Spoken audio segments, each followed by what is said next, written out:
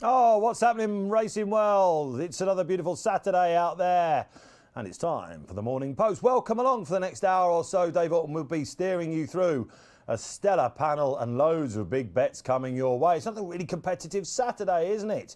Group 1 action as well, some big handicaps. This is what we want. So, somewhere in the capital, Racing Post HQ, and brought to you by our sponsors, William Hill. Like and subscribe, get the thumbs up. You know the drill by now. Join the community. This is your chance for a shout out. Let us know what your best bets are. We've got two top guys in the gallery, Sam and Dan. And if you've got a shout out today, let's have it. Because we have some people on the show that have an opinion or two. I'm staring at you, Graeme Rodway. Hello, Dave. How are you? Decent Ascot here. Very good, Ascot. Very good this week. Very good the week before Ascot. Just enjoying it. You know, when things are flowing, it's easy, isn't it? Yeah, well, it is. Well, you're in, easy game. It's flow, isn't it? They call it when you're doing things without really thinking about manifesting the wins. Yeah, and it just winners are just coming to me. I love that. Absolutely. We are rubbing it in rather. I think they've been smoking something, don't you? Absolutely. Yeah. Well, there's every chance of that. Give it an hour or so. How are we, Keels? Well, all the winners flowed out of me, that's for sure, and into Rodders, yeah. I mean, but like every good man that can't be kept down, it's just maybe starting to I backed a couple of winners last night. There we go. Two bets, 2 winners last night. I'm sorry, 3 bets, 2 winners. So yeah, it might be coming back. Who knows? I didn't actually know how to react when the first one won. What do I do now? You know what I mean? June has been that bad. I mean, it really has been awful. Yeah, just like, oh, there's that feeling. Maddy, Playle, great to have you back with us. Oh, I'm not in that much better form. I did the tipping in midweek and was 0 from 3, Dave, so I need a bit of luck. We're inspiring confidence this morning. Small sample, Maddy, and you always tip winners when we're on together. Well, there we are, all right. OK, listen, we've been having some pretty heated debate as well. It's not just going to be about the big Saturday races. Stellar Sunday, of course, some anti-post reactions for you. And we'll have a little look back at what was Royal Ascot, of course. And let's open up the trading floor to you, as we always do. I think we're not going to call it the betting jungle anymore, thanks to Nick Luck. It's now the betting sauna. And Johnny the Judge comes back for another week. Here he is. Look at those teeth. They're ready to go. Johnny, welcome. Morning, Dave. Yeah, it did actually feel like a sauna in here this week. The temperatures keep rising, but it's a good day's racing, a little bit for everyone, and plenty of sport on as well throughout the day. Let's get the boost out of the way then. Of course, Group 1 action, of course, over in Ireland today. It is the Pretty Polly Stakes, and we are boosting. Yeah, we're going to take on Emily UPJOHN. We're already top at 11-4 in the field, but we're going to go 7-2 for the duration of the show. We think we can get her beat. Whoa, at the Curragh today then. 2 stellar days coming up your way. Irish Derby tomorrow. We will be touching on that. But Emily UPJOHN blew out in the coronation. A lot of people expect her to come on for that. She does have a wealth of support out there still, this mare, and she is now 7-2, which is live, up to 50 quid on the website or the app itself. We'll get a line from the panellists on that. Live, go, Emily UPJOHN fans, 7-2. All right, shall we have a little look back at was Royal Ascot?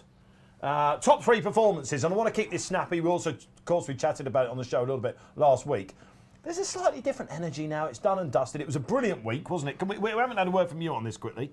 Weather was perfect. Yeah, beautiful, wasn't it? Yeah, it was such a breath of fresh air after Cheltenham, wasn't it? Because Cheltenham now is such a damp squib, watching all these mullins boring, hot pots going in. And then Ascot comes along and there's loads of competitive racing, loads of different trainers win the races. I absolutely really loved it, really enjoyed it. Make the festival great again. Hashtag. He wants this new hashtag.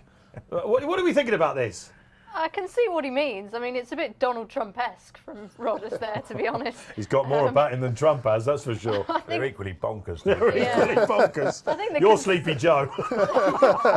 I think the consensus is that, Ascot is now the superior festival purely because of the competitive fields, you know, and the great betting opportunities. Yeah.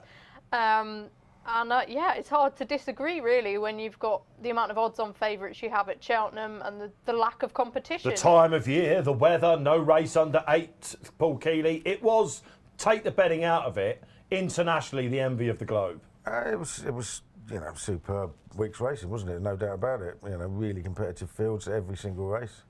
You know, what's not to like, apart from my bank balance at the end of it. Let's remove the betting out of it for just a section of the show. We're unapologetically a betting show. Top 3 performances. Top performance, Paul Kealy, of the week. Whatever comes into your head, Keels. Sonny Liston finishes second under 9 stone. Whatever. We're going to have to get over this one, Keels. We're going to have to. Getting over him at all. Sleepy Joe needs therapy, guys. He's as good as any Group 1 older horse miler around. Go for the Sussex. He's going for the Sussex. He's going for the... You finally convinced them. No, they already had him entered for that. I tried to get him to supplement it into the Queen Anne, but 75 bags of sand is a lot on it. He's definitely Sleepy Joe, because he must have told us this story a few times already. It's like your old uncle that you go and see and you're like, bless him, I'll just pretend I've never heard that before and all that sort of stuff. So Sonny Liston, second again in a Hunt Cup, goes up and can shake up the mile division a bit. He can shake up the older horses. I doubt he'll beat Rosalien. But he's definitely one of the best older horse milers in Britain. Well, look, there's a different angle of looking at it. Top performance of Royal Ascot. I was there reporting, filming, doing all sorts of bits. Isle of Jura, loved that. Callum Shepherd, you know, it's been well documented. He lost to Ride Ambiente Friendly.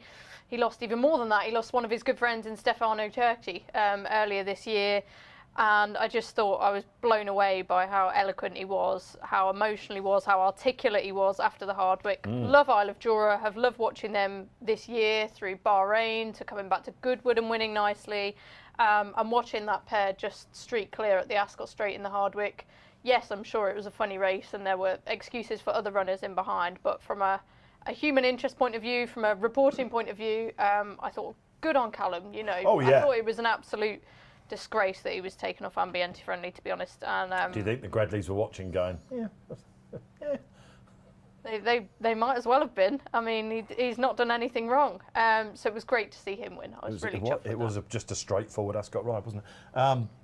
In the heat of the moment, talking about the heat of the moment, top performance. No waffle here. No more hashtags. I can only really remember the ones that I backed, Dave. So Well, where do same you want as to Keels, start? then. You know, Rosalien, Isra, Running Lion, Porta Fortuna, Soprano, all of them. I love them all.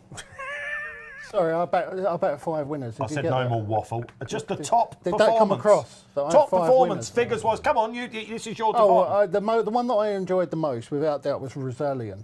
Because if ever I've seen a race, 2020, go exactly how I thought it was going to go, that was the race. God, some after time. It went on exactly there. how I thought it was going to go, apart from Rosalien catching Nemry Longfire.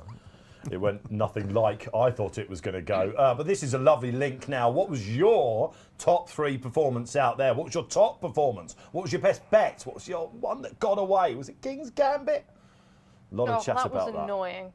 Well, should we go on that? He was in theory my nap of the week and Near mine. should have won. Well, definitely should have won. All right, okay, a horse to take out of it. Johnny, before we move on to the Saturday previews for people out there, have a look at some anti-post movers. You're going to serve up the prices, John, the top 3 anti-post movers, and I'm going to get them to bat it back with a play or a lay for what's coming up now. The summer party is set. We're going for the narrative. We know who's going where. What are we starting with? August Rodam? Yeah, we can start with August Rodin. He's 7-4 from 4-1 from the King George. He was into 5-2, but obviously on the Saturday, continuous blotted his copy book a little bit. So he's shortened up at 7-4 as the most likely cool ball runner there.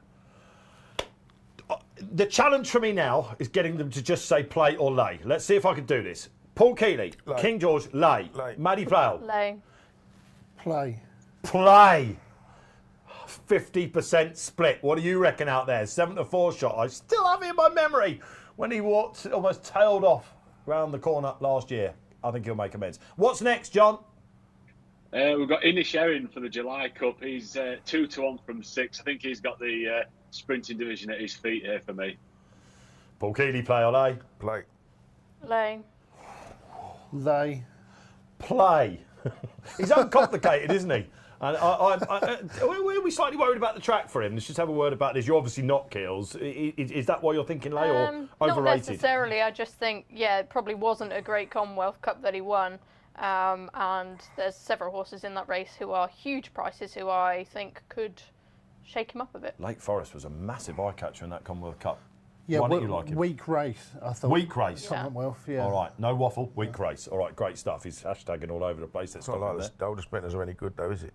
Well, there we are. That's why you need to chuck Royal Scotsman in there and give it a go. There is potential for that, as long as the ground's not too quick. Yeah, I can see that. Yeah, the July meeting is coming up. Our anti-post race revolves around that a little bit later on. OK, we're cooking with gas here. I hope you're doing the same out there in community land.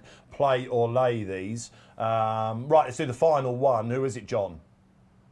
It is Rosallion in the Sussex Stakes. We went 6-4 from 7-2 initially, and we've shortened that again since, with news that Sharon is likely to go to France and not here. So, yeah, Rosallion is 11-10 for the Sussex Stakes. Graeme, Rodway, play or lay? I don't know. That's not the question. Not the answer I want. Probably air on lay, but I don't know. No, that's a lay. Paul Kealy. See, I can't do this either because I'm not going to do either. I'm going to back. But I'm going to back Sonny Liston each gone to way, pot so you're a lay. but not with Hills because they're rightfully giving him more respect than most other firms. Sonny Liston has had more mentions since he retired from the ring in this last couple of weeks. It's insane. So, but you're not playing Rosallion. I'm not playing him. There you go. That's a lay. Maddy. Well, you know my approach is the same, but I would say play. It's a play, guys, isn't it? This is the new miling king of the division, isn't it? And the 3-year-old who is any good and stays sound just wins. The one thing you would say is that is Camford Cliffs did this, didn't he? He improved as the season went on. Camford Cliffs. And then didn't There's he? no Frankel. He won the Sussex, didn't he? Camford, did he? Did he come up against? Yeah, he did. He won 8 Frankel Sussex. the next then year. Frankel Yeah, the next okay, year. He Rip Van Winkle, didn't he?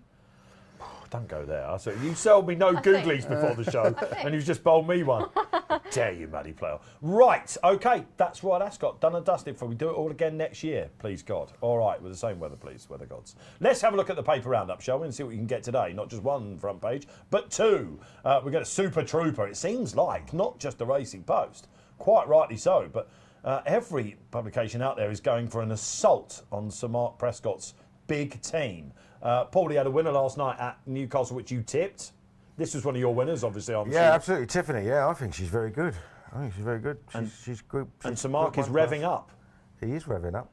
Yeah, well, we've put a lot of eggs in his basket, that's for sure. The Super Trooper is there, the Baronet himself. And, of course, this is the Irish front page. Why? Because it is the Irish Derby meeting, as we call it. Brits March on the Curragh. DJ, Deputy editor of the Irish Racing Post, has been absolutely hammering the state of Irish flat racing. Take Ballydoyle out of it, he says it's an absolute mess. Prescott and Ellison share a common bond in pursuit of the plate success, says David Carr. Broadband on the second page, read that, absolutely unmissable stuff. And even Scott Burton, our French correspondent, is getting in on the act. Prescott out to steal a march with Trooper Bisley, of course, Holly Doyle in the plate, in the biggie at Newcastle, once with operator one of Brian Ellison's. Blue Stocking, one to beat for Group 1 breakthrough. That's, of course, in the Pretty Polly today, up against Emily Upjohn. Connor Fennelly doing the wording there. I think the panel are going to be very strong on one there. Can Kinross be trusted to deliver his finest form? Absolute standout in the Chipchase. Second race at Newcastle, but it's first time out. What would the panel make of that? And Mr. Pricewise himself, Tom Segal, says, Make Me King could have a big class edge. Now, he basically did the donkey work for English Oak at Royal Ascot last week. King's Lynn.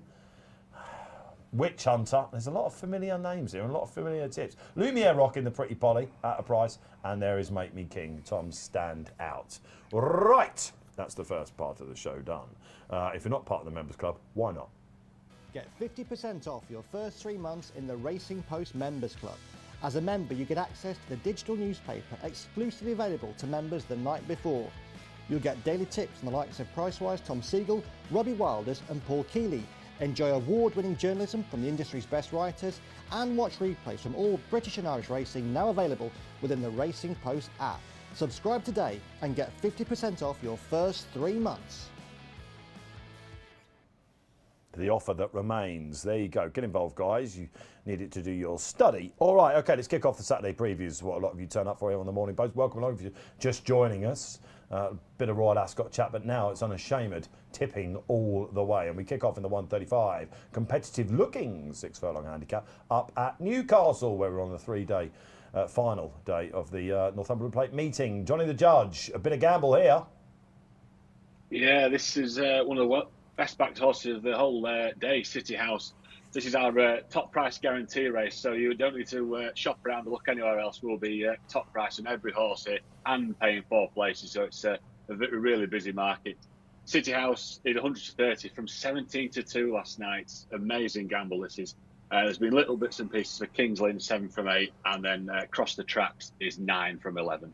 Right then, City House, big weekend, of course, for the Gredleys, aforementioned. James Fanshawe, of course, these are the same colours. Came back to form last time. Anyone want to start the ball rolling with City House? I really fancy him. This is a serious horse, this. 2 runs at Kempton have looked absolutely brilliant. I mean, the first time when he bolted up was a really good time, and he quickened up really well. And then he went to turf, didn't he? Obviously not quite as good on turf. Last time out at Kempton, I backed him and I tipped him in the paper. How he got beat, I mean, I do not know. But he came up against a talented rogue last time at Kempton, who nearly won again in the week. I thought he got there far too soon, personally. Billy Loughnane, I thought he got there far too soon. I mean, Pocket talking right there. They banged out, went really fast, and I was like, well, this horse will definitely win now, because I've seen him come off a fast pace before. And I think as he come off the home turn, he was still at the back. And I think Loughnane thought, oh, God, I'm going to have to get going. But once he pressed the button, this horse just took off. And he went so fast through the field, side through him. But before you knew it, he was in front. But he was in front on the inside. And then in the last half furlong, he ended up getting caught by some dog who's probably not fit enough to lace his boots. So I think this will definitely win. I mean, you really, it's coming easy to you at the moment, isn't there? There is a cliff waiting for you, Rodway, I'm telling you. And it's coming closer. You just called this a serious horse. It's a 6 furlong handicap. It won't be soon. If there was a decent sprint on the all-weather, it'd be a group horse, I think. I think he's absolute top class. The worry, of course, is this is not round the bend, is it? This is straight up the straight at Newcastle. But they go hard. As long as he don't get there too soon, like last time, and he waits and waits and waits, I think he'd definitely win. Yeah, has anyone been watching Newcastle this week? Little bits of it when I've managed, yeah. First day it was very hot, and that's when it rides a bit deeper, so a bit slower. So and they turned the track over as well, so... And, of course, there has been a slight headwind there. The wind is important at Newcastle, and, of course, there's only one horse that's made all so far, to my knowledge. That was a 33-1 chalk called Martin Brigg on the first day. It was a bit of a Horlicks of a tempo and stuff. So, this is the sort of horse you might want in this race, Mads? It's testing. I think that'll suit my selection, Wiltshire. He's now a nice price because of all this money for the new favourite. Unbeaten on the all-weather, proper all-weather horse. Is a hold-up horse, travels very strongly, as we would have seen on his penultimate start at Newbury when he looked all over the winner of some very, very decent handicappers. Only just got up, but just shaped like a horse who had so much more to give in sprint handicaps. He's only up £2 from that. Was disappointing again at Newbury last time. Well, not just disappointing. I think you can just put a line through it. Right. I think you can just totally put a line through it. Things just didn't really go his way. Nothing made up any ground from the rear that day. Just watch the penultimate run. I mean, just smacks of a progressive sprinter. You know, has loads more to offer. Travels so sweetly on the bridle. I think any horse who progresses into a race like that is one worth keeping on side. William Haggis, I think he's had something like 6 winners from his last 10 runners. He's bounced back, yeah. He's absolutely smashing it. And yeah, he loves the all-weather Wiltshire. So a lot to like it around the 6-1 mark for me. Do you know why he's bounced back? Why? Because someone in the paper this week wrote that the yard wasn't firing. Oh no, I'm looking over here. And the moment he did, bang, bang, bang, bang, bang, bang, bang, Suddenly bang. they all went. They did. I read that with glee. The minute you spot they're badly out of form, they come straight back. Well, this is it. A lot of people were banging the Kieran Schumacher drum, weren't they, at Royal Ascot? And, you know, Royal Ascot is over and all he can do is just ride winners. So that's how it works. OK, Wiltshire is another chance saloon. I wouldn't say last chance saloon. I think Johnny will testify. This horse was your anti-post leader for the Wokingham straight after that Newbury run, but he has been lukewarm today. Yeah, it was. We put him in favourite for the Wokingham after his win at Newbury, but obviously let the form down since. Can't really give him away here. It was 5-1 yesterday, out to 6-1, and not very popular at the moment. That's all right. Just keep drifting. Let him drift. I'm of the same mind to you to give him another chance because it was just too bad to be true. And if he he'd was run like so good the 6th, time I'd have gone, before. that's him. Yeah. Yeah, he did look good, didn't he? This is very William. Now, there is always one, isn't there? Every week, we always say it, where you and Tom phone each other up and you say, right, let's collude. I was amazed. I was actually amazed that Tom went for this one because I'm the one that follows lost causes over a cliff, and I like, you know what I mean. Tom generally doesn't, but Kings Lynn has got. He's just going to fall in very soon. He really is. I mean, he's managed to fall £5, I think, this season, despite running incredibly well on his last 3 starts. Yeah. You know, and he's just he's dropped down to about 92 now. I mean, he's just, you know, he's a Temple Stakes winner a couple of seasons ago, and he just keeps running really well. He's a next second to Desperate Hero. Then he finished 4th to Desperate Hero. Now, I know Desperate Hero absolutely bolted up in that race and has group race aspirations, but the 2nd, 3rd and 5th all won next time out. I mean, the 2nd and 3rd both won Class 2 handicaps as well, so it weren't like they were dropping down in grade. And he's just going to fall in. This is the horse that lives in Oisin Murphy's head because he thinks he should have won the King Stanley on him a couple of years ago. He even referenced it when he won the King Charles Stakes, as is now on Us4. He even mentioned that, and I should have won this. But he's got a massive following, but for the fact he's just always there or thereabouts, you think this is his day, obviously. Oh, you know, I love the extra places when you come to these races, like, you know what I mean? And, you know, if he gets a clear run, how does he finish out of the frame? He's just... You know what I mean? He's just running his race every single time. I'm inclined to think, again, he's a definite line hitter. Better handicapped. Yeah, all right. Yeah, I backed him that day when he finished 4th behind Desperate Hero, because I had a similar idea to Kills. This horse is going to win at some point. I'm hoping it's not today, because obviously I'm on City House, but he is going to win soon. And you got Probert on, who's just a fantastic synthetic rider. He's just every all-weather course. Probert is very reliable. So, all right, okay, that's the top 3 favourites. We'll give a quick mention for Waddell, who's making his first run for Jamie Osborne. Used to be with Joseph O'Brien. Very smart horse. I think he won a listed race at Tipperary. Could be interesting to follow. Probably not going to be today, but will be one to look at in the future. What price do you think he is right now with Hills? 66s? Did you have a sneaky look? And it's I'm Callum talk Shepherd. about a horse, so I don't know what price he is. Well, I didn't know what price he is. He's not on the list, and I thought to myself, you're bigging him up. So 66 to 1 shot from Maddy Playle. I just think he's an interesting horse. Yeah, there he is on the graphic. There you go. Waddell. All right, you heard it here. That is the first race. Let's move on. It's the group race on the card today at Newcastle. It is the Chipchase. And what price is he? Kinross. Johnny, I wondered what this horse was going to do in the market. A lot of bookies talking to me yesterday when I was speaking to them said, no, don't be backing him at 3 to 1. No, he's going to drift. He's definitely going to drift. It's first time out. You're hard at 3s. Yeah, we're happy to stand him here at 3 to 1. He was in contention for the boost, but we went with Emily Upjohn instead. You know, he's 7 now, first time out, bigger targets down the line. He won't be for me. I think he's beatable at 3 to 1. There's been little bits and pieces from Spycatcher and Montesib, and Potmaster is the latest mover, 16 into 12.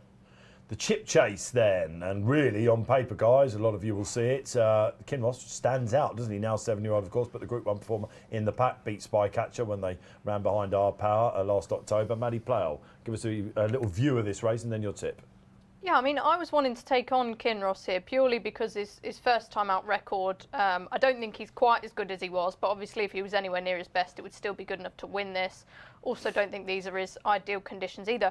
But I must admit, when you see the 3 to 1, you sort of think, well, what price has he got to get to before he comes as a bet?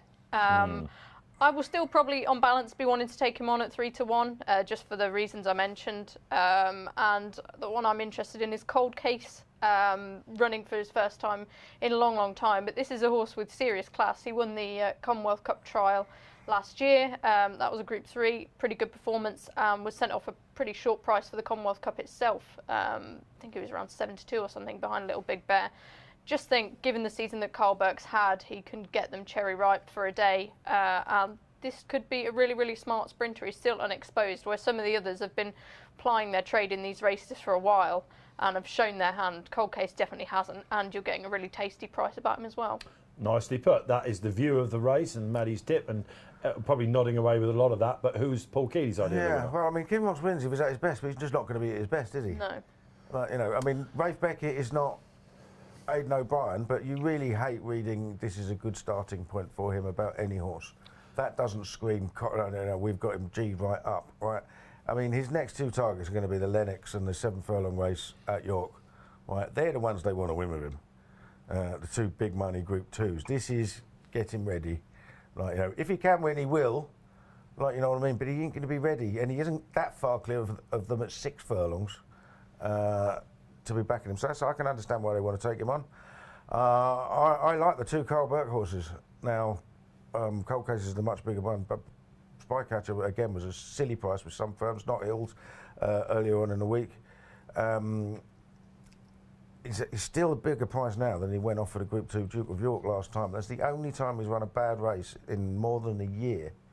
Right, you forgive him that, right? And he's the one to beat here outside of Kinross, easily the one to beat here. He was only beaten a neck in the race by Tiber Flow last year. Yeah. I managed to call that River Tiber in my weekend. A lot of people have been doing that this week. Yeah. Oh, you did it in print? Yeah, I did it in print, yeah. I blame the subs. It's July soon, Keels, don't worry. But yeah, he's just got fantastic body of form, hasn't he? He's placed in 2 Group 1s last year, nearly won the Morris to East. Like, you know, he acts on the track. He's going to run really well. I do think Cold Case has the potential to run well because it was first time up when he won a Group 3 last year. So they would be my 2 against the field. But if Kinross isn't at his best, I'd make Spycatch a clear fav.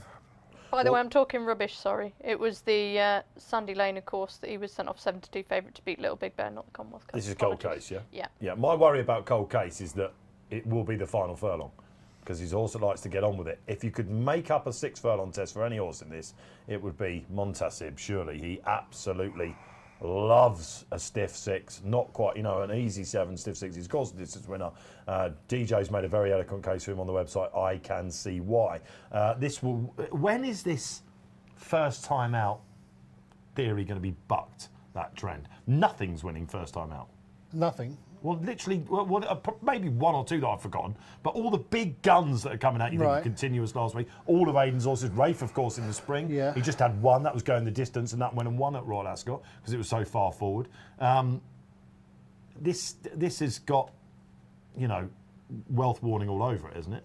Yeah, because you don't want to back a horse that you know is not going to run to his best, do you? I mean, when I'm looking at race, I'm looking to try and back a horse that's going to run a career best on that day. I don't want to be backing a horse who you know is going to be running below his best. You know Kinross here is going to turn up and he's probably at best going to run to a 117 RPR and his best is, 122. That might still well be good enough, however, 117, but you couldn't back him, could you? If you are a big Kinross fan today, guys, just go to the excellent Kevin Morley's column, and he's the only one that ticks any historical boxes for this. Kevin will fill you with confidence. I think we're all big Kinross fans, just not today. Yeah, Kevin today's is today. not the day, is it? All right, okay. All right, that is the Chip Chase. What wins? Al Bashir. You can make a meme out of that, couldn't you, probably? Ugh. But a lot of people do that when he speaks, and they go, ugh. I mean, this is a horse, right? I know he loves Newcastle. I covered this race yesterday, and we had a good look at the preview. Newcastle's good, but he didn't go his way in the Wokingham when he was backed again. They're turning out here again. Surely he can't win I this. think the Wokingham was the plan, wasn't it? Try and cash in on that lower mark. He was running in January. But yeah, so what? I mean, this is an all-weather race. Get to the lower mark. Well, he was winning. This is an all-weather race, and he blew out on all-weather championship. He didn't run that badly in the Wokingham. I didn't really get much of a run. On a Thursday night in Newcastle, I'll back him. Not on a Saturday. It's Newcastle. I just said that. On a Thursday night in Newcastle, I'll back him. Kinross, we don't know if that will go at Newcastle. We don't know if half of this field will go up this straight, do we? We do know Al Bashir will be. We do know that Al Bashir will run a career best. I wondered here, who keeps backing him, and it's obviously now become very clear. This will win. This is just wins. All right, okay. Everything I tipped today is just going to win. All right, but there is great racing elsewhere, of course. Let's go to Newmarket, shall we? And give you our first preview from the July course. Been great to see that coming back. Ooh, what price is King of Conquest? We've got, of course, Crystal Delight, who's been superb form at Epsom and York. We've got Almeric. We've got Derville Legend, who's going to bounce back at some point. Maybe the panel will tell us. And Kamari as well, who seems a bit of a yesteryear horse. Johnny the Judge, lots of support for this Godolphin favourite. Yeah, 6-5 from 13-8 is really strong. The front end of the market is really strong here. Crystal Delight 3 from 7-2. America can't give away at 5, and Dover Legend, who to my eye looks gone at the game. Not the horse he once was. He's 11-1, and Kamari surely need the run out to 14-1 from around 6-1. He opened up. All right, okay, small field. Paul Kealy, your turn to go first. Yeah, one of those short price ones that I think represents value at odds against, to be honest. Obviously, getting beaten nose by Middle Earth, great run, absolutely hacked up and listed company next time, didn't he? Yeah, I don't see what's going to beat him, to be honest. Go out in front, win. I'm surprised this is one of those sort of like satellite horses for Charlie Appleby. Do you know what I mean? He comes into that sort of bracket where they might go and nick something in America. They obviously think he's, dare I say it, a bit better than that. Yeah, well, he's been a winner out in Bahrain previously and ran well there behind Isle of Jura. I agree with Keels. Struggled to see him getting beaten, really. Looked a real stayer at Goodwood last time, didn't he? When he looked in trouble and then just kept pulling out more and more and more. Middle-earth, don't think he was really given the chance to run his race in the way the Hardwick played out, but that's solid form. I think this track is really going to suit him. They can just let him roll, let him stretch, and it's an easy King of Conquest for me. Easy, easy. You're seeing the game easy? Trappy, I thought this. I thought that this was beatable. Some yin to our yang from Graeme Rodway. Crystal Delight was really impressive at York, and he was really good at Epsom, and he's going fast, quick. And when King of Conquest beat a Merrick last time at Goodwood, I don't think that race set up at all for O'Merrick. I mean, he was coming from a lot further back than King of Conquest, and King of Conquest was much better positioned, and O'Merrick was a clear second behind him, and he's got a £3 pull in the weights with him this time for, I think, 3 lengths, something like that. So he's closely matched. And when O'Merrick won at Lingfield previously, it was really quick ground, like it could be here at Newmarket. And he ran to a higher level on RPRs. I don't think he was at his best last time at Goodwood when he was beaten by King of Conquest. And I can see O'Merrick getting a lot closer to King of Conquest. I've got them both being banged there together on the line, King of Conquest and O'Merrick. So at the prices, I would have to back O'Merrick at 5s. You love a Roger horse. Yeah, you love a Roger especially horse. this sort of Roger horse. He's really good with these 1 mile 4, 1 mile 6 older. He does love horses, fast ground, I think, doesn't he? As Oh, well? he's a real fast ground lover, isn't he? We've got a massive Roger horse coming up in our Sunday preview as well for you, which one of the panellists are particularly keen on. All right, okay, what do you like out there? Derville Legend is a horse that I'm just waiting. I wouldn't go King's Lynn like because he hasn't quite, but sure, he's got a big class edge if he comes back, hasn't he?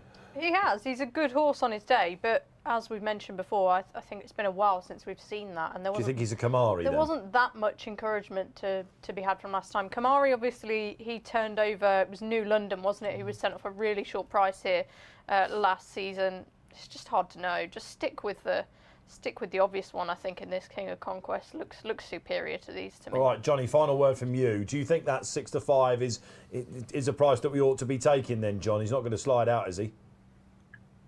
I think that 6 to 5, 5-4 is about its price. There's fair support for the second in here, so I thought cancel each other out, really.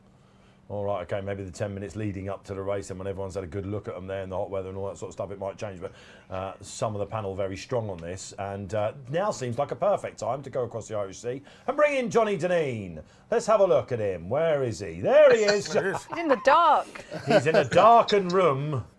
And I don't want to, hang on, the last conversation I had with Johnny was about him having viruses on his machines, so this makes me a bit nervous. The word creepy comes up again, doesn't it? Johnny! How are you? Feeling refreshed, man, after a big week for us at Royal Ascot? Yeah, I had a couple of nice sleeps during the week, so 12-hour shifts inside in the cot, so I'm fine by now anyway, sure. Did you leave your razor in the house? I tell you, I didn't realise until 2 minutes ago that I hadn't shaved in a few days. So. You literally you've got hair all over your head, John. It's the same as the, you know what I mean? Anyway, look, the hairy Irish beast is with us. And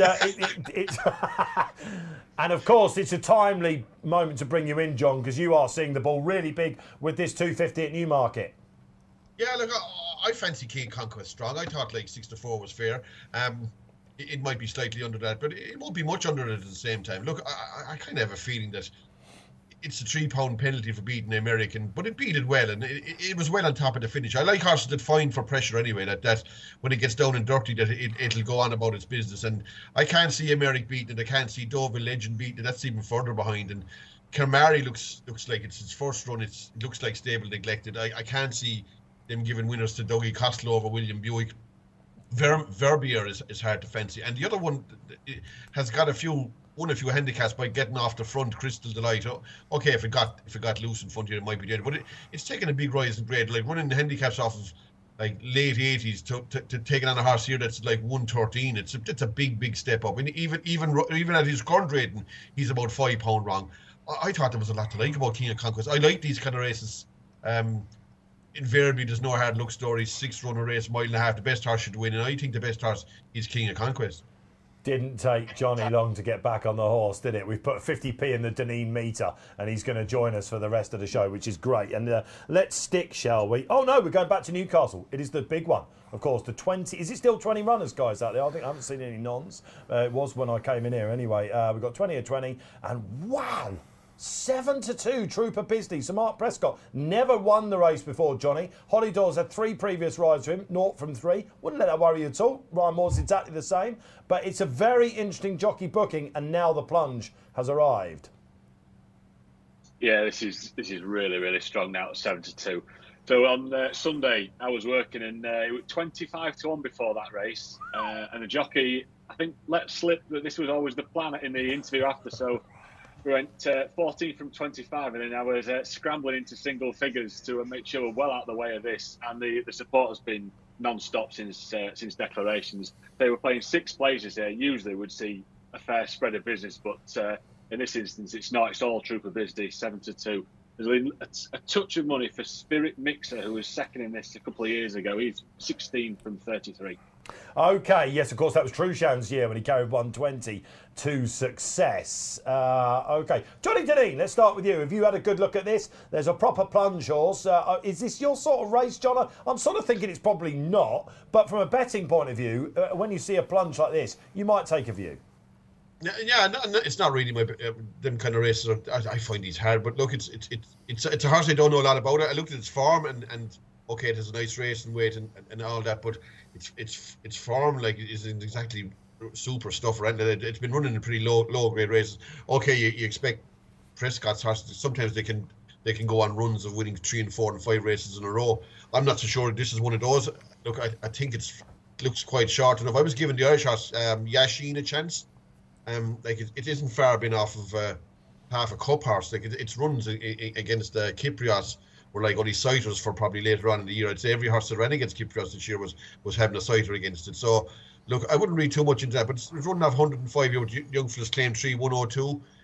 That would give it a chance of winning. Like when you can see a class horse like Trushan winning this race, I'd say yeah, she isn't out of this now. And look, I don't know a lot about the favourite insofar as I know all I know is that he's been beating up ordinary horses, and this is a rising grade. I couldn't say that he won't be able to take this rising grade. I couldn't say for certain, but he to me, with limited enough knowledge, he looks short enough. Yeah, okay. Yashin is interesting because of the draw, I think, as well, John. It has got that Kyprios form. He was always going to be popular.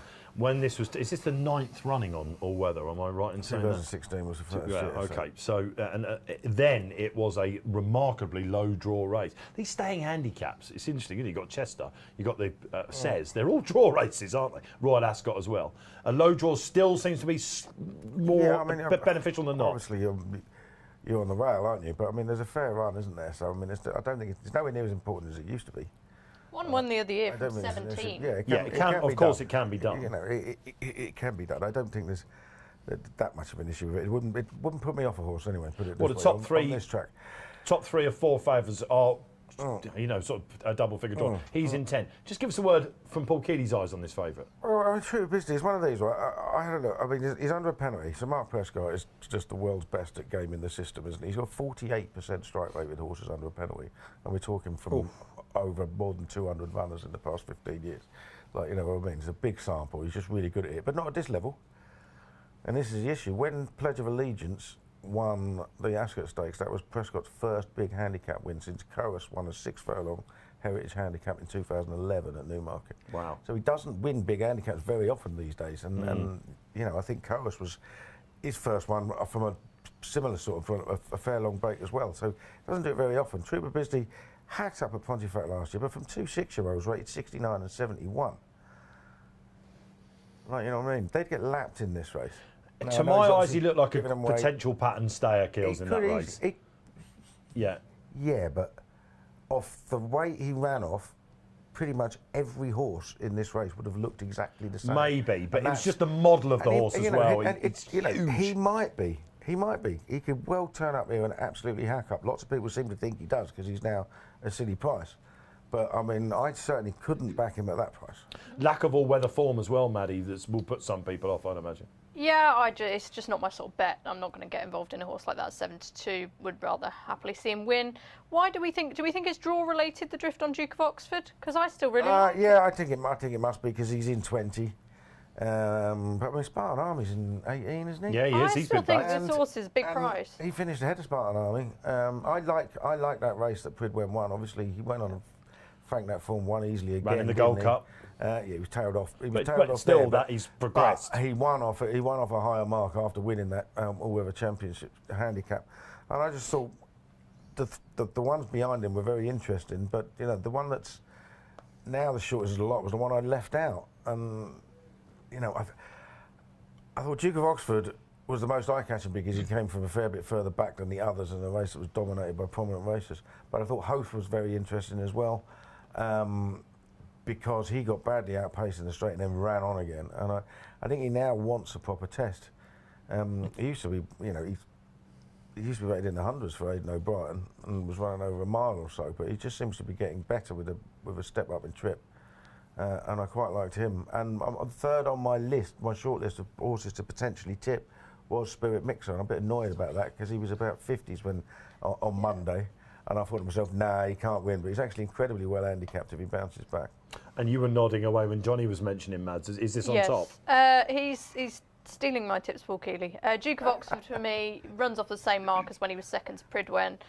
Really progressive on the all-weather. Still pretty unexposed, so I'll take a chance that he can defy that wide draw, which isn't a big negative necessarily. But yeah, Spirit Mixer was the second in on my list, now down to a mark of 89, and was second to Trushan, if this off 97. Yep. Third last time was a step in the right direction at Goodwood, although he's beaten a fair way. But yeah, I could back like 10 horses in this, and I could still not have the winner. But Duke of Oxford, I think there's more upward curve to him, and Spirit Mixer, he's just really, really well handicapped. Tom's not even put one up in price-wise, has he? Said exactly what you've just said. He could fancy 12 of the 20, so that is not even a Northumberland Plate tip in price-wise. Sums up the race. He's been waiting in the wings, no waffle. Yeah, I mean, no hashtags. Trooper Bisdee's been beating absolute muck and doing it well.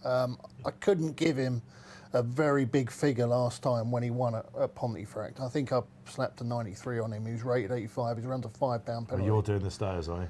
Oh, yeah. Pretty good this year. Oh, yeah. I'll just get that in.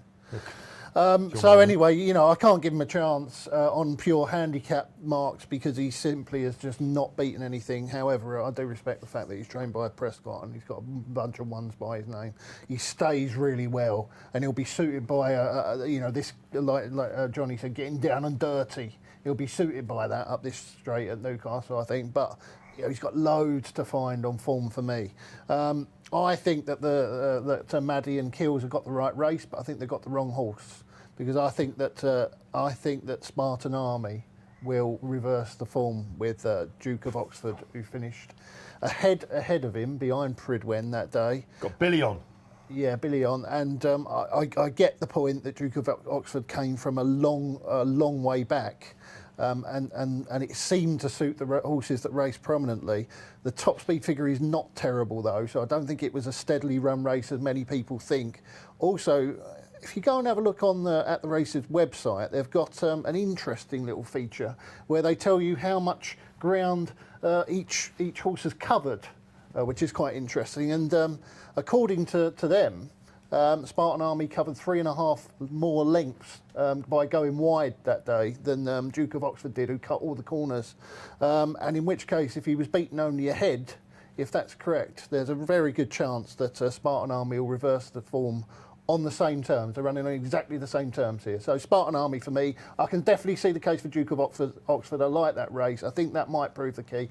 There was 4 years ago, there was a race here called where Caravan of Hope beat Australis, and they'd finished first and second in a Wolverhampton handicap previously. And this is, I could see a similar sort of thing happening with Spartan Army beating Duke of Oxford for me, but the others see it the other way around. I did ask for no waffle. Sorry. And I got a lot of it. But there you go. You've had a forensic look at it, though, obviously, which is interesting. A word for a couple of others just before we move on. Prescott runs another one called True Legend. Kieran Fallon taking the ride. Thought he had a chance. Anyone? Which one? True Legend. Yeah, he's not particularly well handicapped to my eye, but he is going forward, I think. I'm keeping with the stay in handicap here. What about Zoffy? Well, he just always runs well, doesn't he? Didn't he win the what's it last year? Did he win the? He won the consolation one a couple of years ago, last year, didn't he? Just He was beaten in this race last year. He Yeah. just won the Chester Cup. Yeah. Like, you know, I mean, They trained him slightly differently this year, I think. They all finished on top of each other in the Chester Cup. Yeah, though, he's an didn't easy they? horse to like, but it's a horse that gets the best run wins the Chester Cup, doesn't it? Basically, but I mean, he's a good horse, and he's very consistent. I just prefer a few others against him. All right, the case has been made. That is the Northumberland Plate, 3:10. Let's go back to Newmarket, shall we? Completely different type of test, and some talented horses in this, including a horse that won at Newcastle last year, Tiber Flow. Johnny, give us the market here. Noble Destiny was bigger to my eye yesterday. Is this a duck, a red flag at William Hill, or? No, we're happy to stand this at 9-4. It's a fairly static market, to be honest. It was a non-runner at Ascot, unsuitable ground. I mean, I don't think it's going to be any different today than it was then. So we're quite keen to be a notch under on Tiber Flow at 100-30. Thought he would have won with any amount in hand at Haydock last time. And you got the enigma that is Nostrum at 92. Oh. Anyone's guess what he will do today. 11-2 Witch Hunter, 13-2 Pogo. So it's a fairly static market at the moment. I'm going to take the floor here. I'm not having a bet. This will be one race. I'll be swerving. I'll be straight to the bar. What have you taken the floor for? What do you mean? Well, here's the reason. And tell people nothing. The reason. Here's the reason. Nostrum is the reason why I'm swerving this race. Because I've been burnt and burnt and burnt and burnt like a lab rat, getting shocked all the time, and I am sitting it out. Because I think he could win this, but I'm not going to back him. Why? I think if Nostrum turns up, the rest are playing for places. He'll win. He's been gelded. He'll turn up and he'll win. He's been This is gelded. horrible.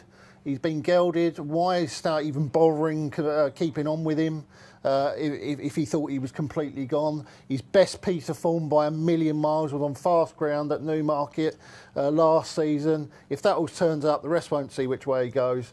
I think he'll win. You have to just back him at 9-2. Oh, I think he's a great price at 9-2. He's one of the best bets of the day. Whew. Okay, that's what we wanted, wasn't it? Maddy, Playle. I love that horse. I really do. Followed him ever since he was a juvenile, but on balance, you just can't trust him, can you? I understand that the gelding operation, the difference that can make, and yeah, it's hard listening to Graeme's case to then go in on something that's half the price. But I do think Noble Dynasty. I mean, that English Oak form beat him by 2 lengths, giving him a hell of a lot of weight. £15, wasn't it? £15, yeah, thank you. I was trying to quickly work it out and it wasn't mathing in my head.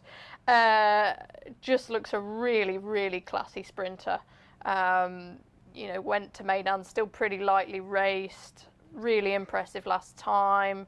Just think he's got least against him, and in this sort of race at these weights, he could be a Group 1 horse by next start, I think. Should be a fair pace on here because we've got Pogo, who always bounces out, and we've got Dear My Friend as well, who's got Oshie Murphy on for the first time and is dropping back down in trip to the 7. So they ought to try and get on with it here. Well, you think they ought to, but it's too much of that has been said in the paper, and when you often see things like that happen, they think, hang on a minute. The jocks have read it. We better not go too fast, and then the pace doesn't collapse. That would worry me about Tiber Flow, because he needed every yard last time when he won at Haydock, didn't he? I mean, he was first under pressure, and they went really hard there. If they don't go hard, neither he nor Witch Hunter's much of a choice. And I think he was the wrong price, wasn't he, Witch Hunter? Yeah, he was the wrong price. But I mean, I worry about this. I quite often try and make cases without explaining the real case, because the minute you say, or people latch on to the fact that there's going to be a fast pace, it all filters its way through, and then there suddenly isn't one. The amount of times I've seen that happen. Like, I mean, I remember taking on, I've got to take on Editors to Geek one day at Cheltenham. There's so much pace in this race. What happened? Nobody took him on. I'll give a bit of context to that. Have you been watching Newmarket this week? All the jocks think make up ground is difficult there. So I think this is one race where they probably will get on with it, because I think the front runners have been doing very well there this week. I think Noble Dynasty is the best horse if the ground isn't too fast for him. I just had a look to see if they watered overnight, but apparently they haven't. Ooh. They put 10 mil on Thursday, but the going stick is up to 7.2 from what it was last night. So it might be pretty quick. Well, we'll applaud that. Okay, so tips. Just Nostrum. Nostrum, yeah. Bar for me. Noble Dynasty if the ground's not too fast. And the bar for you. And Maddy? Yeah, strong on Noble Dynasty. Strong on Noble Dynasty, maybe the bar afterwards for Maddy. All right, okay, let's move on, shall we? Final race of the previews coming your way. And it's a good time to bring in... Johnny, I didn't give you a word on the Criterion Stakes there. There might be a race that you well like. You've been listening to us all. Have we convinced you one way or another? Yeah, look, I didn't know... It's a tight little race, but I was giving that a good chance. Which Hunter? I see they went 8-1 earlier in the week. That looked fairly big because it's not a horse that wins that often. But it is a race where look, it has a good chance. I have a feeling that it probably will get a pace to run at with the likes of Pogo in it. And look, Noble Dynasty is a good horse, but I'm not a fan of horses that were missing for 2 years. And okay, come back and he won there, but he has a good chance, obviously. So you could include Type of Flow. Nostrum could do anything. He's finished his last 2 runs, but he's been gelded.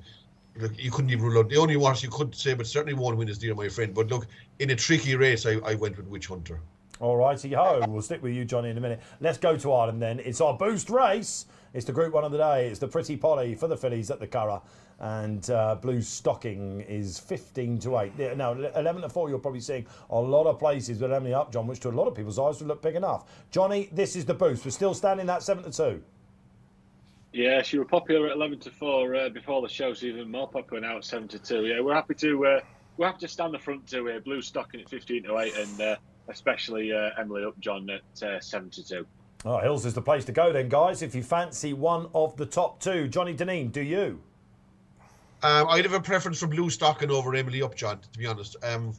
Look, Emily Upjohn, its last good run is this time last year in the Eclipse. His next 3 runs are slightly disconcerting. I think she's 5 years of age too.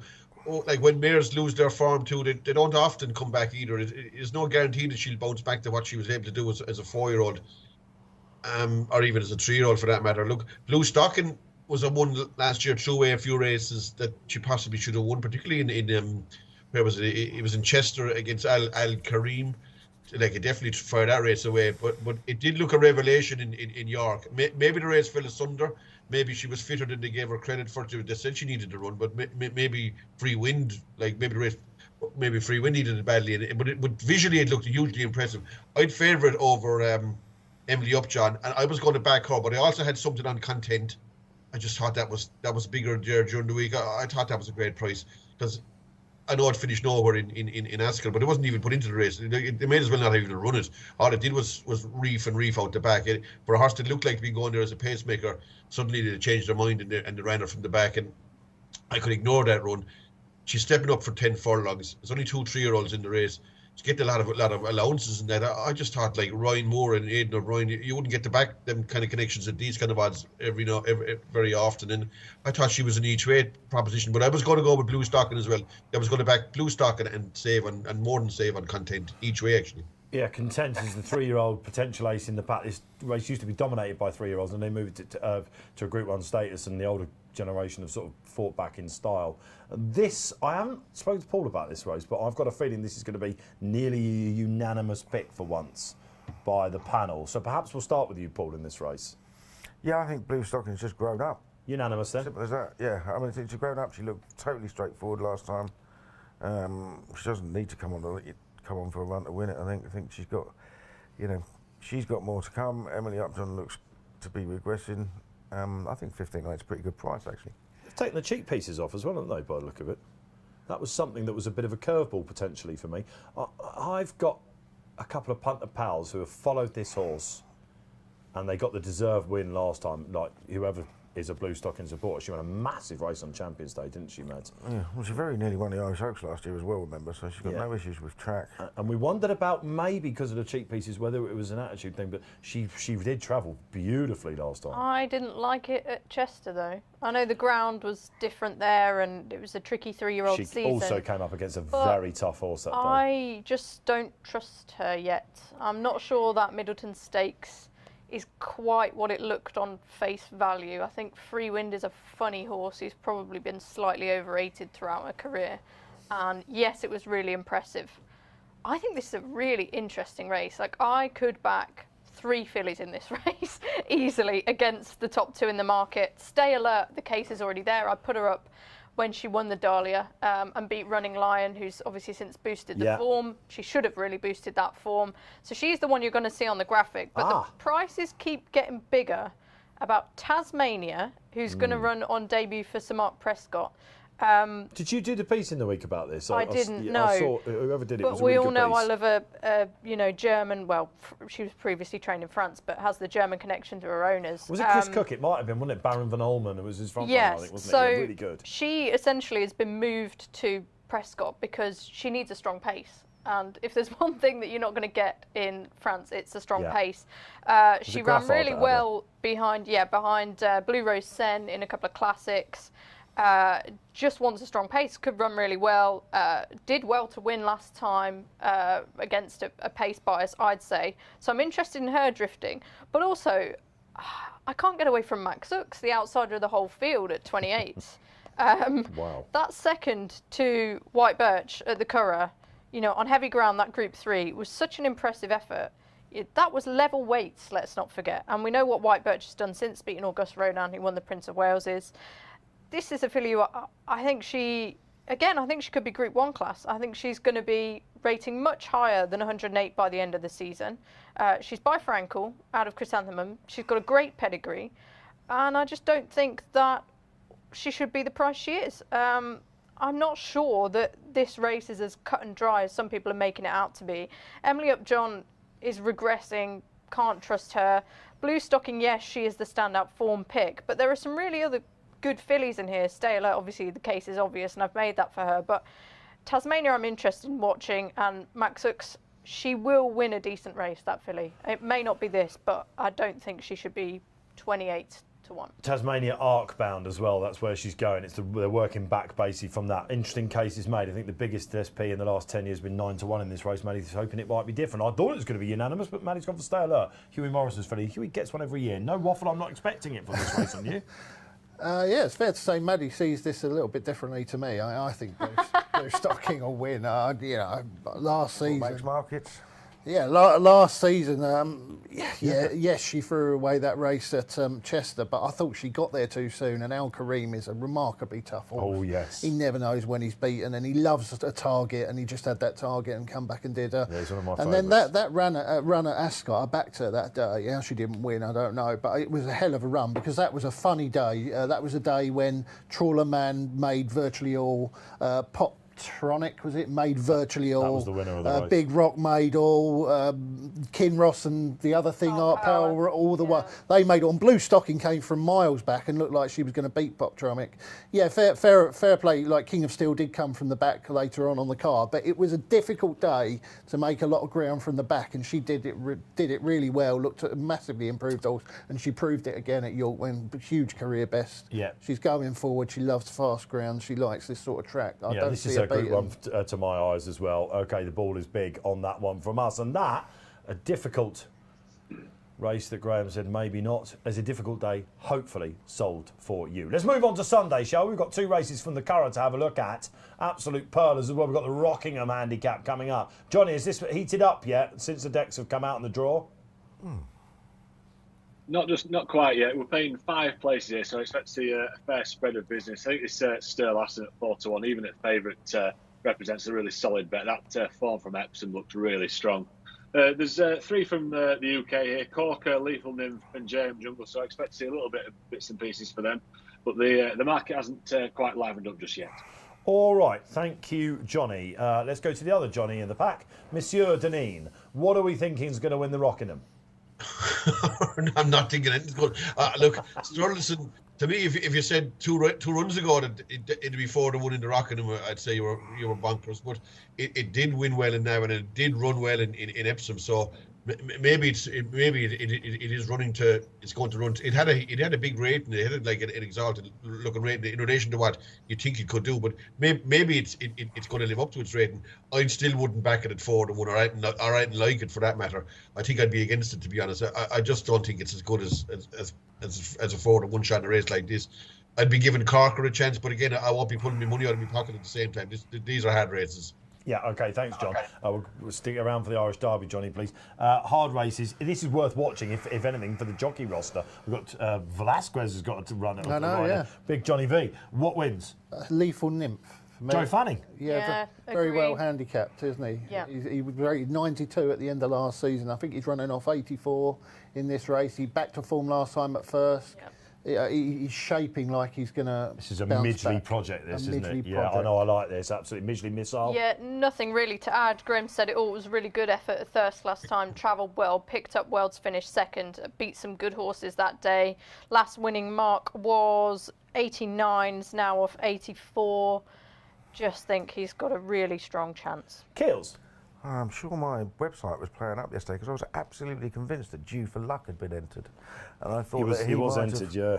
And he's not there. Right. No, Stirlasson, I think, is a group horse in the making, and will win. Oisin Murphy. Yeah, he's got an entry in the King George at Goodwood, Group 2. Yeah, I think that form is really, really good. Obviously, the winner was second to Pilgrim at Ascot in the Palace of Holyrood House. Yeah, I think Stirlasson is just going to keep on improving, and he'll be in group races, if not next month, the month after. Yeah, it's a really good handicap, the Rockingham. You can enjoy that at 250. Let's go to the biggie, however, on Curragh, Irish Derby Day. Let's hope the crowds do multiply somewhat over there. 4 from Ballydoyle. Make of that what you will. We were told it was about the Whirlpool, of course, and to make sure that the Irish Derby had the runners. Absolutely believe that. But there might be one they're trying to get beaten here at the same time. Johnny the Judge, what price? Ambiente Friendly, the Derby second, to beat Los Angeles the third. Yeah, we're 11 to 8, and we're happy to stand in. We think the advantage Los Angeles will have here, we'll have in we call it the Coolmore Wall. You've got 3 horses that affect running for you. And, a little bit of team tactics. I'd much rather be with Los Angeles than Ambiente Friendly at the front end of the market. We're clear top on Matt Story as well at 15 to 2. I know you mentioned that he did a really good time at Leicester, but I think they're getting a little bit carried away there. Single figures off the back of that looks very short. I'll just give a quick mention to Sunway, who's a big price. Thought he's worth a go at this trip, and around sort of 22 on, I could see him hitting the frame. All right, the Coolmore Wall. That was great, Johnny Dineen, wasn't it? He's got not just you backing Los Angeles, but you're backing 3 blockers as well to get you over the line. Are you with him or against? I'd be sitting on the fence at the moment. I think that I'd wait and see the ground in here for starters. There is a possibility that the ground could ease in Ireland this weekend. I'd say it's going to be no better than good today, and you could get rain over tonight and into tomorrow. So I'd say if the ground did ease, I'd be going with Los Angeles. The favourite to me was the second best horse comfortably in Epsom. But as Johnny said there, the wall, and you've 4 riding against 1, and you've seen this kind of movie before with the likes of North Light or is it Carlton House, them horses. They don't make it easy for them anyway for starters, and as you said, like they're putting 4 runners under the guise of the whatever that pool thing is, the world pool, but it's probably to more so to counteract the chances of Ambient Friendly rather than the world pool they're more interested in. Matsuri is a horse I know nothing about. It looks to me to be stepping up a mile in grade here, but look, I'd wait and see. I was half thinking of Ambient Friendly at the start, but the more and more I think of it, I could finish up going the other way in the end. As far as Johnny Dineen is concerned, it could be a world hot tub. I love it how doesn't really matter. The world pool, whatever it is. Says so much, saying so little. Well, there's a lot of people out there who'll be agreeing with him again. What on earth is this pool? Of course, it is the international tote, if you like. Paul Kealy, I want to come to you here. I want to ask you a couple of questions before you give us our case. Ambiente Friendly was a big anti-post play for you with the Derby after Lingfield, and it kind of went your way until City of Troy bounced back. Now, first question, are you with him? And second question, the fly in the ointment here for a lot of us wondering why Roger Varian didn't go to Royal Ascot or isn't waiting for another race for Matt Zuri. Is his horse here? No, and you've got big opinions on both. Yeah, I'm not against I'm not massively against Ambiente Friendly. I think he probably got more of the run of the race than Los Angeles, but did travel through it an awful lot better as well. Like, you know what I mean? So I don't know who's going to finish him, but I have a feeling this Matt Zuri is very good. He looked at Leicester. Now you're going from Leicester to a Group 1. But what did the quote say afterwards, Roger Varian? He's got all these races. We like the Irish Derby at the Curragh. It was in no 2 minds about it. this is the race we're going for. Like, you know what I mean? And he's got good horses, Roger Varian, on Classic this season. Like, you know what I mean? This is the race we're going for. You know, and he's beating Derby also Rans at the end of the day. They both got thrashed by City of Troy. Is this the pick? This is the pick. I'm going to take a chance on him. Why not?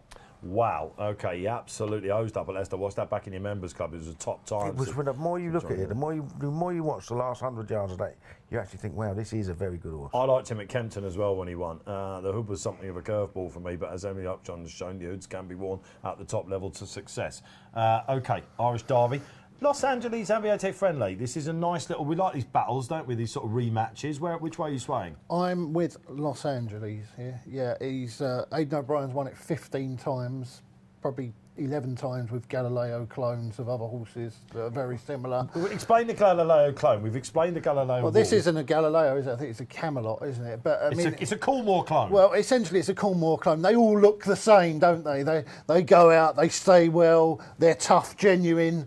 Nothing flashy about them, but you know, there's nothing wrong with that. But it's just like watching the same movie over and over again, like Johnny said, and that's what's going to happen, isn't it? Again, I mean, how many times have we seen this in the Irish Derby? It's just going to be a clone of all the previous Irish Derbies, where you're just going to get this grinding, boring old staying type like Los Angeles go and beat the more flashy types like Matsuri and Ambiente Friendly, and then when it comes to the stallion thing, they'll either it'll run in the St Ledger or it'll get sold off to Australia at the end of the year, and then the next Cologne will come along next year and there'll be another stayer from Ballydoyle that's really tough and genuine, and it will get beaten in the Derby, and then it will win the Irish Derby, and it will win. It will have a job to win the Guineas after the Derby. Continuous as another clone, isn't he? Just looks the same. Thanks to these clones, we've all kept our jobs for the last 20 years. So, you know what I mean? They've kept the ball rolling, haven't they? I'm not criticising. I wholeheartedly agree with it. I think he's absolutely bang on. Dull and boring to watch for us, isn't it? But fair play to them. If you can keep creating Derby winners, then go ahead and do it. And that's what they're doing. That's what we get here. And you're tipping the clone? I'm tipping the clone. Don't fancy Ambi Friendly. I think they're running that in the wrong race. Should be running against City of Troy next week in the Eclipse. He travelled like a good horse. Are you back next week? Yeah, he travelled like a good horse. Are you back doing the show next week? Yeah, I'm here, yeah. Because you've got an opinion on that race. Yeah. He'll get beat, won't he? Woo-hoo! City All of right, Troy. Eclipse time next week, of course. Maddy, we've got a little bit of pace there about this. Ambiente Friendly or Los Angeles is the first question? I kind of struggled to see how Los Angeles is going to reverse that Epsom form even with a better run, and I don't actually think Ambiente Friendly is that short a price at 11 to 8. But saying that, and hearing Keels make the case for Matsuri, I mean, I do think he's a very good horse, and it is interesting they're chucking him in here, but a mark of 102, like, we all know I'm a big David Menizio fan. Like, Sunway's going to be interesting, isn't he? Like, he's just, the way that David talks about this horse and has done the whole way through has just been absolutely fascinating. Like, he can't say enough about how special he thinks he is. And, you know, the you horse can needs forgive... to start doing some talking. He does, and he's been frustrating, but I don't think the way that those French races have run has been suiting him. He was okay last time in the Prix du Jockey Club. It was a messy race. I think you can forgive him. And when he's a 20 to 1 chance and he's rated £8 superior to Matsuri, and he's already a Group 1 winner as a juvenile, let's not forget, he's going to be interesting at some point. But yeah, I'll stick with Ambiente Friendly, but I do think if I was having an each way bet with the 8 runners, Sunway would be top of my list. Okay, all right. Right, fantastic stuff. That is the Irish Derby done. It's time for us to give you a little anti-post peek into the future. Which race are we going to do this time? I really like this as well. Oh, there he is. Look. Oh, yes. Ding, ding, round 2. Of course, we've got English Oak, and the unluckiest loser of the week by a mile, albeit came up against a potential Group 1 horse, was Carry the One for Michael Bell, Pat Dobbs. Have a look at that back, guys, from 3 furlongs out, even the start. Whew, there's always one, isn't there? Johnny, market for this, please. Yeah, we're at 4 to 1 English Oak, 5 to 1 Carry the One, as you've just rightly said. I mean, this horse was still on the bridle going past the Royal Enclosure. I thought it was a really good bet here. He's a little bit bigger elsewhere. I think he could end up being one of the favourites. I'm not so sure if English Oak or Wild Tiger are going to run here. Yeah. I think it's a market that could look a lot different come declaration this time. I'll just give a little mention to Percy's Lad. I think you get about 25 to 1 elsewhere. He won on the far side in that race. I suspect this will be the target. I could see him starting a lot shorter than that. All right, okay, I'm going to come to you here, Rodders. You can have a swipe at this one. I mean, if English Oaken's Wild Tiger don't run, Carry the One is going to potentially be quite short. Oh, yeah. And they don't always win, of course, these hard luck stories, do they, next time out? I mean, I swore to myself after seeing him I'd be backing him wherever he goes, but I ain't going to be getting involved in a Trooper Bisbee type price in this race. Well, surely ain't going to be much shorter than 5 to 1. But having said that, Biggles went off quite short last year, didn't he? And the race cut up quite badly. I thought a Wow was worth a chance. He's £3 lower than when finishing third last year. He's gone a favourite twice this season, including last time at Ascot. He didn't run too badly on the wrong side. I think it was the Victoria Cup, one of those straight course handicaps, you know. They have a million of them, don't they, up Ascot Straight. We know he goes at the track. He maybe wants soft ground, but who knows what the weather's going to do in 2.5 weeks' time. 14 to 1, be good enough for me. A Wow. Carry the One, we were talking pre-race about this. It was the horse that left poor Pat Dobbs carrying the can mentally for this because he didn't sleep about it, according to Michael Bell, for the next week afterwards. You know, he's only just getting to bed now, bless him. It was a horror show, wasn't it? It was. I'd say one of the eye catchers of the week. English Oak, I don't think he's going to run here, is he? Because they want to run him in the Lennox and his mark's going to be gone. And he's No, he's got a penalty for this, hasn't he? Oh, he's got penalty. They can run in this off a good mark. It's only £3 winning. I don't think they will, though. No, I assume he probably won't. But yeah, same. Sorry, he'll be right. well in if he is. But no, Carry the One, totally blocked off, came up the stand side rail. When he finally got a clear run, scooted home, and it was incredibly... That's the thing, he's not got the sort of sexy profile. Skakuzo, who was second to Mickley in the Britannia, again, those two were miles clear of the field, and he is the up-and-comer. So it's very short, that 5 to 1 on Carry the One, but yeah, he was the obvious one for me. I was just looking at the market, actually, and I'm not saying that this is going to be a thing, but Jumbie has been absolutely legless in recent years, but he has been gelded. I was legless recently. And probably still are. And this is a Group 3 winner for Eve Johnson-Horton, who is banging in the winners this season. He's down to a mark of 100. His last 3 runs have been 18 of 21, 11 of 11, and 13 of 13. That was behind Cardem in the Queen Elizabeth II at Royal Ascot last time. Will he have a handicap in him at some point off that mark? He might. Yeah, he likes Newmarket as well. Exactly. Yeah, I just as I was scrolling through my phone, I thought he was quite interesting. He's a massive price. Yeah. I was hoping to get through this with some pace, and we're finding ones with... Well, I'll give you some pace. If Orazio runs, he'll win. Oh, that's perfect, because you know who I'm going to go to now, don't you, for this? Because Johnny put him up in the Wokenham, and he was... He was unlucky, wasn't he? Well, and it also screamed like he might want to stiff a test. He couldn't go to pace. Yeah. He couldn't go to pace. He's bred for 7 furlongs. His 2 best siblings are 7 furlong horses. He's going to find a ton of improvement for it, and he'll win. I want some pace, hold my beer, said Paul Kealy, and it's a perfect segue to Johnny Dineen, who put him up in the Wokenham, John, because you were noticing that this horse kept getting backed. It looks like they might have been kept getting the wrong trip. Yeah, maybe so. I mean, I watched the race on my phone now on that day, and I looked at it and I was saying, is that Orazio at the back? Jeez, he's running, he's shaming himself, you know what I mean? And the next thing I see this thing flying down the outside, I said, but I thought he was actually going to get there from straight too. No, he did run well. Maybe he wants 7 furlongs, and maybe they're getting the trip wrong. But look, you'd say on what he did in Ascot, he will win one of these races at 6 or 7 furlongs, whatever it's going to be.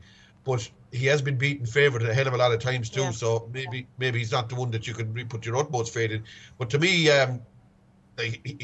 his opportunity might have been the last day, and he didn't take it. So he could be costly to follow again going forward. He's not exactly a winning machine, but you'd imagine he's capable of winning one of these races. And the way they back him, they obviously think that as well. Yeah, he could be the one, I think, the 10 to 1 shot, which we're going to end on for this race, that might, anti-post-wise, end up looking a lot shorter on the day. He was shaming himself. Well, fantastic line. All right, great stuff. That's the anti-post done and dusted. We're going to get a social up. And Mark Barnum comes on. Banham comes on and said, what? You have a jockey, a trainer, a course, ground, distance. What would be your perfect combination to have a bet on the flat? A jockey, a trainer, course, ground and distance. I'd get rid of the last one, but the other 4 are quite important.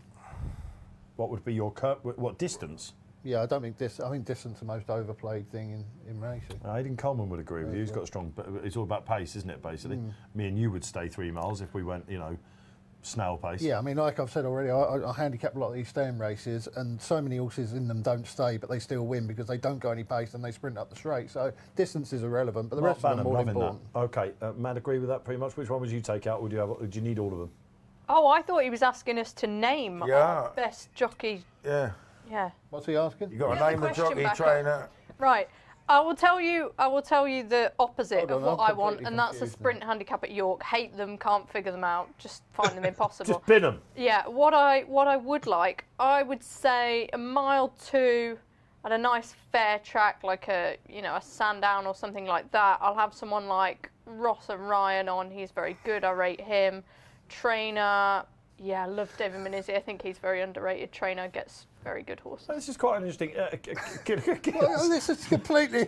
Sorry, this is completely. Maddy's got it right. Lost You've me got completely. it wrong. You came in saying everything was easy. Hold on, what are we talking? What are we talking about? You might as well be talking aliens. Maddy's got it right. Ideal race. Kills. Want to hear from you on this? I took it that way as well. I mean, I'll see Murphy on anything for anybody, really. Like, you know what I mean? I just think he's brilliant. I could pick a trainer. I mean, you know, it doesn't really matter, does it? You've You've shamed yourself. You're talking gibberish. You've shamed yourself, Johnny. I don't care about going course distance. You don't care about distance. No, we're talking about what's your perfect combination. Yeah. I just want, you know, if I'm going to put trust in anybody. Okay, but if you had to, Murphy. come on, answer the question. But I don't care. One more, Aidan O'Brien, Ascot, fast ground. Yes, that's sort of the thing. standard one, isn't it? But yeah, It doesn't matter, does it? It's just racing. Johnny, do you have a favourite like jockey and trainer combination? Look, I like horses ridden proactively anyway for starters, and there are some brilliant jockeys in England, and a few good ones, and very good ones in Ireland too. Like, to answer that question, I would go. Not saying that like, well, you wouldn't get better than this kind of a combination. Ryan Moore, Aidan O'Brien, quick ground. The further they go, the bigger the certainty they are. So I'd say 1.5 miles, and you'd pick the Curragh because there's very rarely the right horse don't win, and you're going to be up in the van more than likely. So now there are brilliant jockeys and brilliant trainers, other ones as well that you could put in, but I'd be going that way anyway if I was making that sort of a selection. Absolutely fantastic. And while we take a free bet, Sad, Graham's going to work out whether he might get rid of the going as well.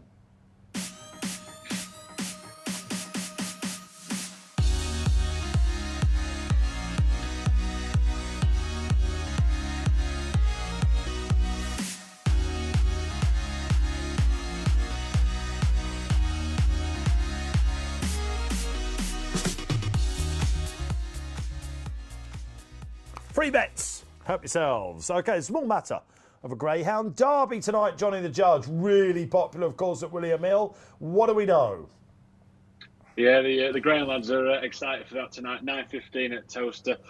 So we're a really competitive set of prices. We're 11 to 8 King Memphis, and we're 7 to 2, which is a clear top on Delardy Dar. 5 Boyle Sports Bob, 7 Churchfield Sydney, and 20 Bar. So that's something to look forward to at 9:15 this evening. Absolutely fantastic. Euros comes back as well. Have we been watching the Euros? Have we got? It's been a bit all dull so far, isn't it? But you could argue the tournament starts now. England win. Yeah, England will win. Yeah. Of course, I knew you were going to say that. Kills, have you had a little?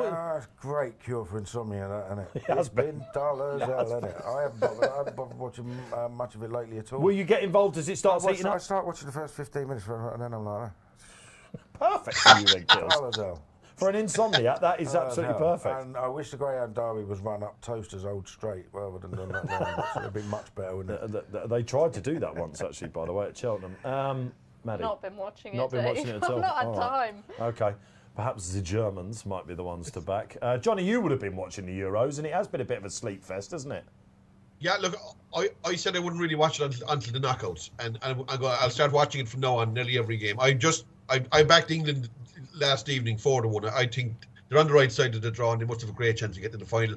And I just have a feeling that you can ignore any bits of form prior to now. I'd say this is when the thing starts, and fellas are saying they're playing bad. They may well be, but I have a feeling that you'll see different teams, like not just England. There'll be other teams perform much better when it's do or die stuff. And I'd be fairly confident they'll get to the final. If they don't get to the final, they will have underachieved, in my opinion. And because they have a really, really good draw now, and all the better teams from the far side. I think 4-1 is a great price, to be honest.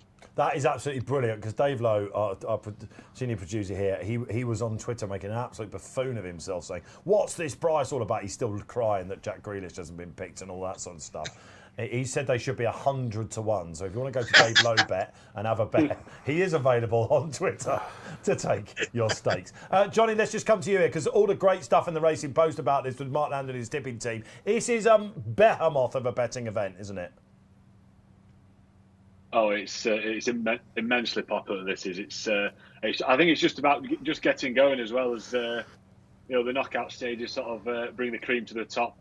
And England around 7-2 mark. It's be a disaster in the book, but from a fan point of view, I'll be cheering them on. Yeah, quite right. All right, okay. Kicks off with Italy, Switzerland, I think, doesn't it, at 5 o'clock. Enjoy that, guys. Now enjoy the naps. This is the bit that a lot of you will be trying to put into multis and all that sort of stuff. And these are all boosted, Johnny the Judge. Mine is at the top. It's something of a curveball. Can I just say to the viewers, we'll lift the fourth wall on this, there was a bit of a dogfight for naps this week, wasn't there? Oh, I'm there was furious. a lot of people getting in first. I'm furious. There was a lot of people putting plays of the days in and trumping people. It's been a bit feisty. I'm unhappy, Dave. Yeah, I mean, can tell. When you're, With young up and comer at the Racing Post, you don't get a word in edgeways. He's pulled rank. He's pulled rank. Put in your nap. You think this United approach is a great price. I think it's going to win. Really eye-catching run last time for up and coming. Up and coming. I hope HR are watching this. Love him. And then Sam Hart, our producer, goes, "Send in your selections and your naps." So I do, and then he comes back to me, "Oh, you can't have that. Keels has that, and you can't have it." Well, now what have you ended up with then? I ended up with a horse who was like 8 to 1 last night and is now 25.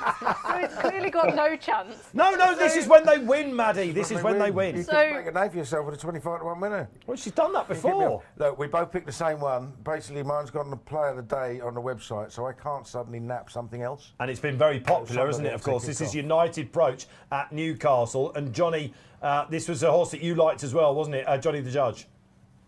Yeah, the specials had requested an app from me. I sent this down. That was a cracking chance. I said, "No, go and try again." 2 people have already chose that. So. Yeah, Kills has gone, better just say it's play of the day, and I'll come out trumping on that one. I've gone Believing Stars at Windsor. This is Safi Osborne, Sir Michael Stout. This is a Group 3 horse in a handicap. Should be ready. He's got a good record fresh. I think he could take out that small field there. Johnny Dineen, we brought you in for King of Conquest race, and there it is coming up. You can get 6 to 4, John. Yeah, I think that's fair. I do. I think if it doesn't win, it'll have to go very, very close. I like them kind of horses with a bit of resolution anyway. And it's a track where you need to be able to get down and dirty, because very rarely you see horses ridden really, really easy in that July course. It don't appear to anyway. So I'm fairly strong on that. Brilliant. And the other toad that got in there very quickly with his naps was Blue Stocking, because I was going to go for that. Yeah, Blue Stocking for me, and I don't think you'll go too far wrong if you want a bigger price to stick him in a double with Johnny the Judge's nap, City House, because I think that'll win too. 9 to 4 about Blue. Yeah. Shall I actually make my case now? Well, No, I've well, come on slacked then. everyone off. I thought, well, you sort of said it's gone out to all that price, but why is Winter Reprise on top? Because he very nearly, he has some great form. He was trained by Dave Menezia. He's now trained by Alan King. Really eye-catching run off this mark last time at Newbury when he came from a bit of a tricky position. He was a massive price then, so maybe he's going to run well off a massive price here, but he's off the same mark. Bits and pieces of really interesting French form. He was a short neck second of a horse called Curragh, who since won a Grade 2 out in America, since moving over there in a race called the Prix Caraway. Is a winner. He was a very good sort of 2-year-old, 3-year-old when trained by David. Just it's hard form to figure out, given that they were in sort of conditions races and listed races, but he's got bits and pieces of it. 8th in a decent race at York off a mark of 98, and is now off 83. As I say, same mark as Newbury last time. That was suggesting that there'd be a return to form. It's just well handicapped, but the drift is slightly concerning. But I was wanting to take on the market leaders in that race, and at an each way price, maybe you can run a big race for Alan King. But yeah, I mean, well handicapped is the line. United Approach should win. All right, okay. an up-and-comer at the Racing Post who can't get a word in edgeways, Yeah. and you're dumbing her down. Stop speaking. Never stop I bet speaking. Maddy's workout's a lot higher than mine today. All right, what a bit of fun we've had. And let's finish off with Johnny the Judge, of course, who has not gone wrong. for the first tip we gave out was City House, and you're getting 4-1, John, yeah? Yeah, and when I did pick this, it was 8-1 across the boards and 130. I wouldn't recommend that as a price, but we'll give you 4-1. I think he's got an outstanding chance, as been well documented earlier on today. These are all on the specialist part of the site up until 1 o'clock. Your prices are Believing Star 7-4, United Approach 5-1, Blue Stocking 9-4. You won't get any bigger than that. I imagine that'd be really popular. Winterburg Freeze 25, City House 4. And then King of Conquest. It is. What's the one there? Believing Star 7-4. That's it. Yeah, you had to search for mine, did you? Thanks for that, John. All right, okay, that is live now. Fill your boots, and don't forget, of course, we have the boost. It is Emily Upjohn, 11-4, out to 7-2, taking on Blue Stocking in the race of the day. We've got the Northumberland Derby as well. These guys have been great fun, haven't they? Johnny Dineen, thanks for joining us again. Yeah, thanks for answering me, lads. All the best. You can pull down the curtain now again, John, and catch up. And Go catch back up. to bed for one, yeah. Yes. We know the gig. We know the drill. We know your drill as well. You were thinking everything was coming easy. Still on that vibe? I'm too confident today. I'll probably all go to pot. But You've shamed yourself a few times, but you've given us the Coolmore clone was the line. The Coolmore clone. Make the festival great again. Hashtag. There you go, Margot and all that sort of stuff. Maddy, great. You got your words in. Well done. Yeah, I do talk too much. Yeah, well, join the party. Keels, good to have you. Look like got a bit more energy about you, man. Well, a couple of winners last night helps, doesn't it? Know what it feels like again. So yeah, let's crack on and hope we go for it. Yeah, all right. Eclipse next Saturday will be back. City of Troy. Will he be the boost? That's what we want to know. But all that sport out there today. Enjoy it.